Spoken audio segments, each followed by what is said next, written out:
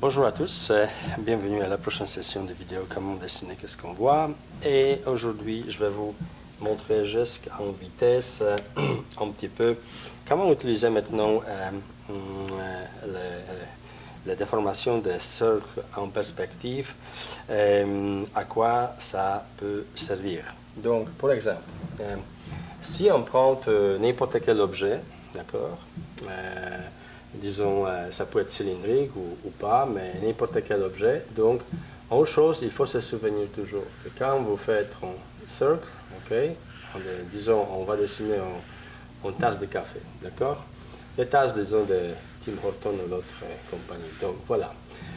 Il faut se souvenir une chose que, bien sûr, vous souvenez, si on divise le cercle en perspective comme ça, chaque de cette partie, ça c'est pareil que celui-là, ça c'est pareil que celui-là, ça et ça, ça et ça, et cette partie tout entière est la même que celui-là, et horizontale aussi. Donc ça c'est symétrique. Donc maintenant, si vous dessinez un coupe de café, ça peut être, disons, un cylindre, d'accord? Disons, ça peut être un cylindre, disons, ou le coupe de café. Premièrement, on va peut-être aller avec cylindre. Donc regardez, maintenant, quand en haut, vous avez cette genre de forme, ok?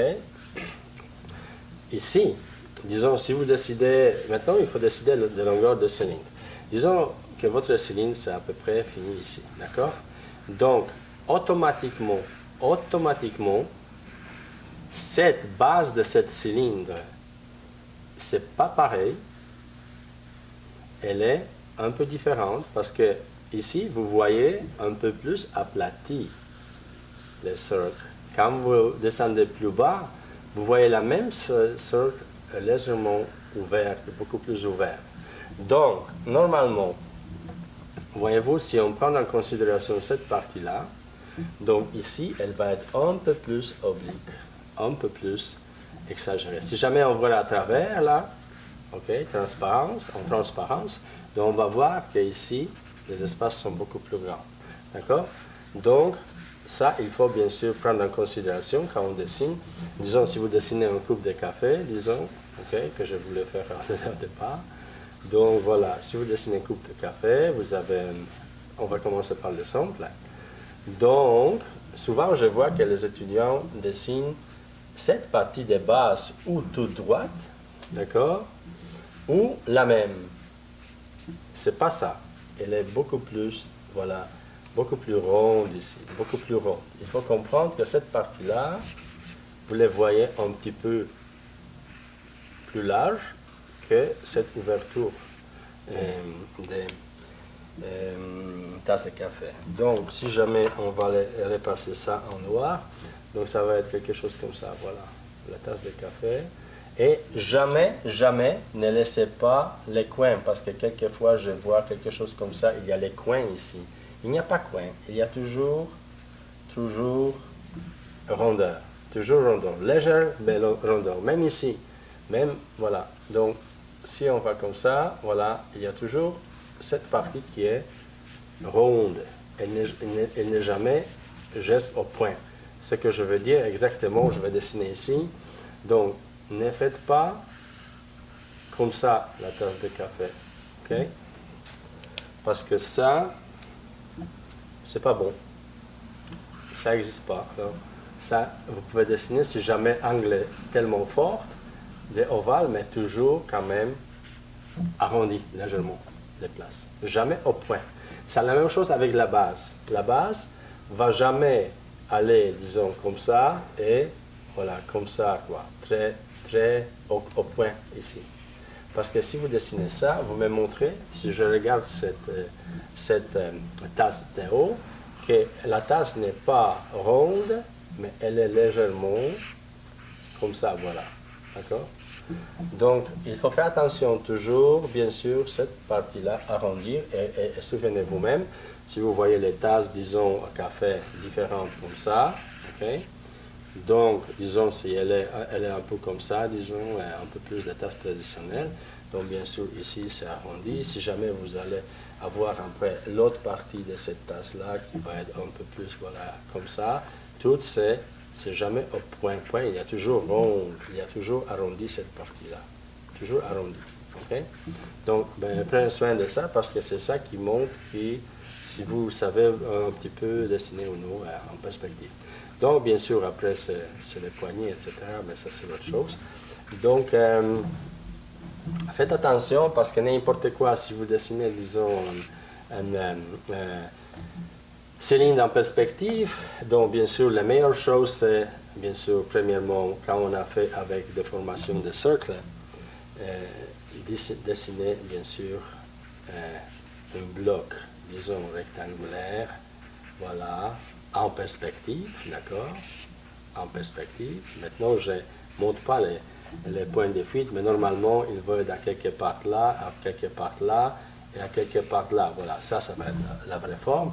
Et d'ici aussi, on va avoir les points de fuite à quelque part là, voilà. Et ils vont se tous croiser, et supposés se croiser pour que la forme soit bien, ils doivent se croiser sur la même ligne d'horizon, à quelque part loin. Donc, une fois que vous arrivez là, on va travailler en transparence pour voir tous les côtés, voilà. Donc maintenant, bien sûr, vous savez comment ça marche. On cherche premièrement le milieu, d'accord? Après, c'est ça, après c'est ça, le point de tangence. Et bien sûr, la lettre T, à ce moment-là, va se placer exactement ici, d'accord? Parce que vous avez la même partie ici, milieu, milieu. Donc ça, c'est la même connexion. Donc ici, la lettre T va être ici, approximativement. Et bien sûr, un petit peu, voilà, ici, le milieu. Donc si on va à travers, donc ici, ça va être presque au coin, mais ici, pas vraiment. On va légèrement ici. Donc, tangence ici, voilà. Donc si on dessine maintenant, bien sûr, on commence par, voilà, tangente, donc on a un partie ici, ça c'est la même ici qu'ici, d'accord? Maintenant ça, ce qu'on va faire ici, c'est la même reverse en bas, ok? Voilà, donc on a à peu près une partie des cylindres. Et maintenant, bien sûr, cette cylindre ici, on voit un peu plus large. Donc si on fait la même partie, donc regardez ça, ça va être encore différente. Et cette bon-là, ça va aller comme ça. Donc, les points de tangence tic-tic, ici et ici. Et maintenant, si on dessine, voilà, ça, on dessine ça, regardez qu'est-ce que va apparaître ici. Voyez-vous, cette partie un peu plus large. OK? Parce que je les vois de différents angles. Ici, les angles, je suis plus proche de cet angle-là. Là, je suis plus loin. Donc maintenant, bien sûr, c'est juste connexion. Voilà, et nous avons les cylindres en perspective. Et bien sûr, ça va vers un point de fuite à quelque part là. D'accord? Et bien sûr, ici, parce que c'est le même angle que ici, que côté, de forme rectangulaire.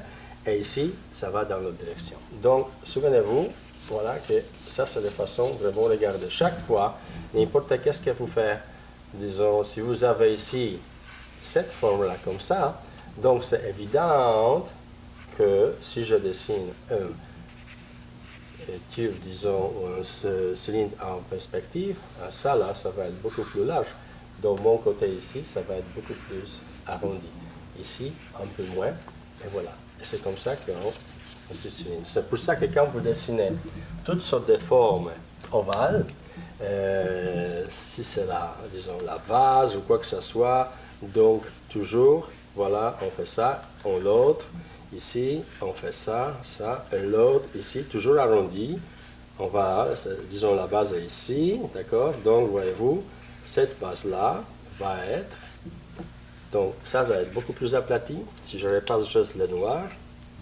Celui-là va être un peu plus aplati, d'accord? L'autre, si on voit à travers, va être un peu plus ouverte. Et l'autre, après ici, si on va à travers, va être encore plus ouvert. Et quand on arrive à la base, là, on peut avoir vraiment une ouverture beaucoup plus grande de cercle. Donc voilà, c'est comme ça que vous allez obtenir des formes plus ou moins correctes au niveau de votre vase ou n'importe qu'est-ce que vous dessinez. Donc faites attention à ça. Et, bien sûr, je vous souhaite bonne chance avec pratique de déformation de cercle. parce que quand je vais vous montrer dans notre prochaine vidéo, il y a une autre utilité quand vraiment on fait le dessin de design. Donc, écoutez, merci beaucoup. Je vous souhaite bonne chance avec votre pratique et au plaisir la prochaine fois. Merci.